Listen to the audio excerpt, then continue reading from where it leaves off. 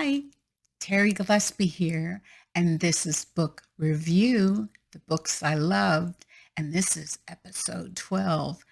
And I knew I was going to like this book. I had a feeling I was going to like this book, and guess what? I did.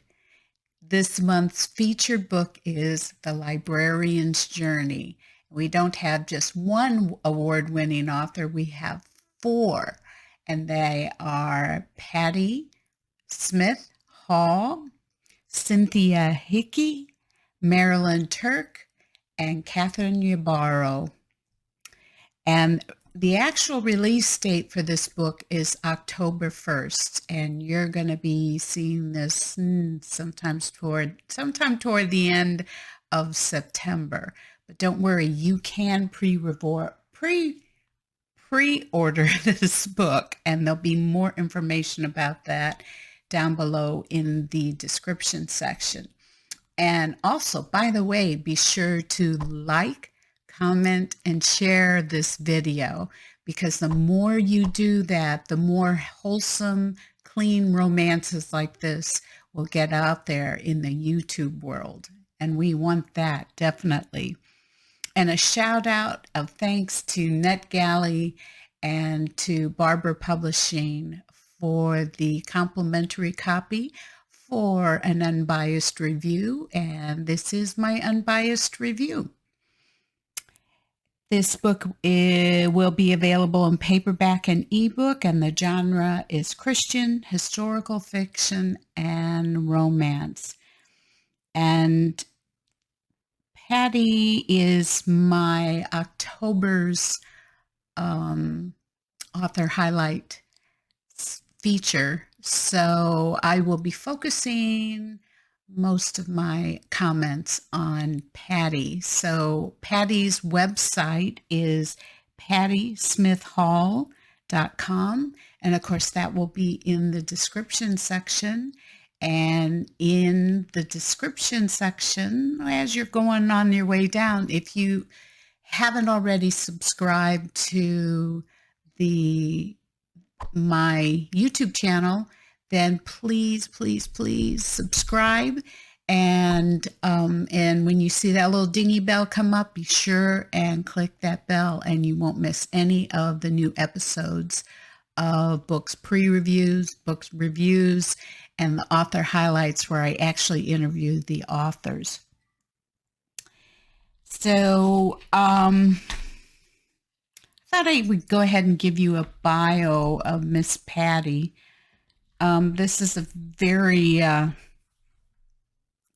condensed version of her, and she wrote it. She doesn't talk too much about herself, which is kind of funny because she really is this amazing woman. Patti Smith Hall lives near Atlanta, Georgia, with her husband, Danny. Her passion is to write tender romances set in little-known historical moments.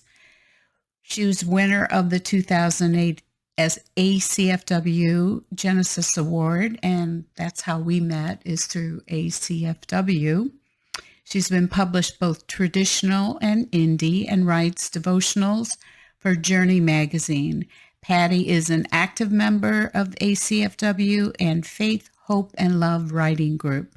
She is a monthly contributor to Heroines and History blog. And the brief publisher's notes goes as follows: 4 stories for the price of one. A brave fight for literacy during the Great Depression. 4 women set out on horseback to bring the library to remote communities. So this is my 5-star review. The following review includes all authors. However, because Patti Smith Hall is my featured October author highlight, as I said, her novella I actually read first and reviewed hers first, so it's a little bit more detailed. 4 women, 4 stories of bravery. The Librarian's Journey has 4 stories in 4 locations written by 4 gifted writers. With the heart of the novel The Bookwoman of Troublesome Creek, The Librarian's Journey is a historical romance with a bit of suspense. Set during the Great Depression as part of FDR's Work Progress Administration, 4 women are hired as pack horse librarians and set out on horseback or mule, depending, one of them was on a mule, to bring the library to remote and often dangerous communities. Each author gives the reader a different insight into the trials and dangers of the pack horse librarians. Each author sheds light on the silent and stoic bravery of these women.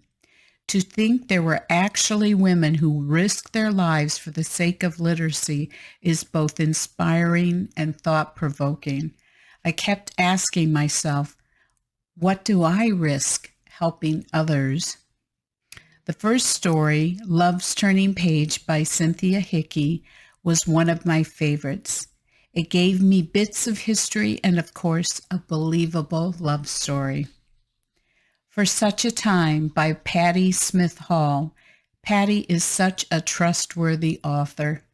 Readers can depend on her to give moments of history with romance. In her contributed novella, For Such a Time, the protagonist, Ruthie Sims, is one of 4 women who set out on horseback to bring the library to remote communities. Poor Ruthie was laid off from her nursing job in Atlanta, and she must return to the rural town where she grew up and was stood up by her fiancé, Will Monroe. There are some twists and turns in the story and interesting characters, all nestled into a beautiful rural setting. I'll be reading the rest of the stories from my posted reviews. The next is Book Lady of the Bayou by Marilyn Turk. Now, Marilyn had an altogether different flavor because it was set in the Bayou, but continued the insights into the bravery of the women who brought more books to the secluded homes. They brought more than books to the secluded homes. They brought the world. The Librarian and the Lawman by Catherine Yarborough had intrigue, suspense, and of course, a love story.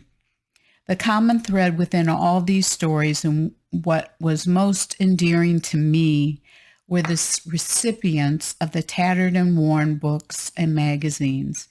The families, especially the children, whose worlds were suddenly open to possibilities, something only books can do when you're isolated in such remote regions.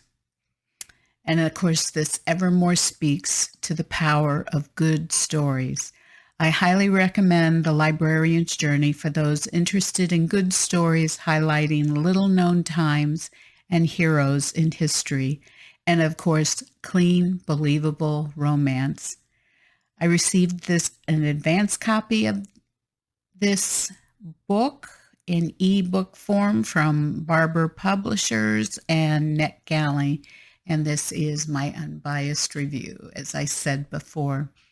So you can pre-order this book through Amazon, Barnes & Noble, Books A Million, BookBub, and ChristianBook.com, and of course local bookstores and retailers. And if they don't carry it in that store, what do? We ask for it politely.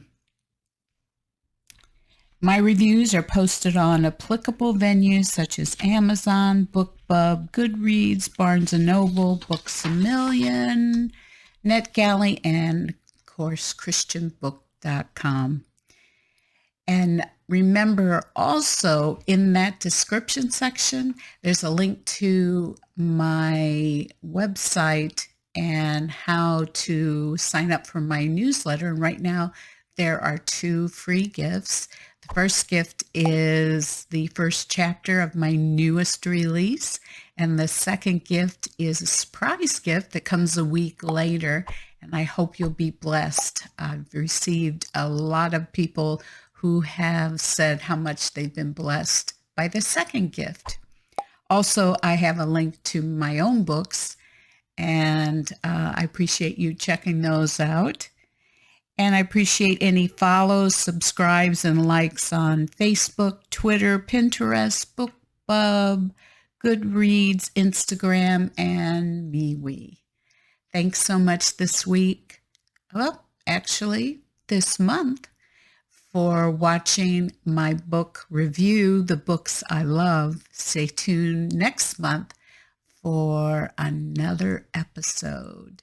In the meantime, God bless and keep reading.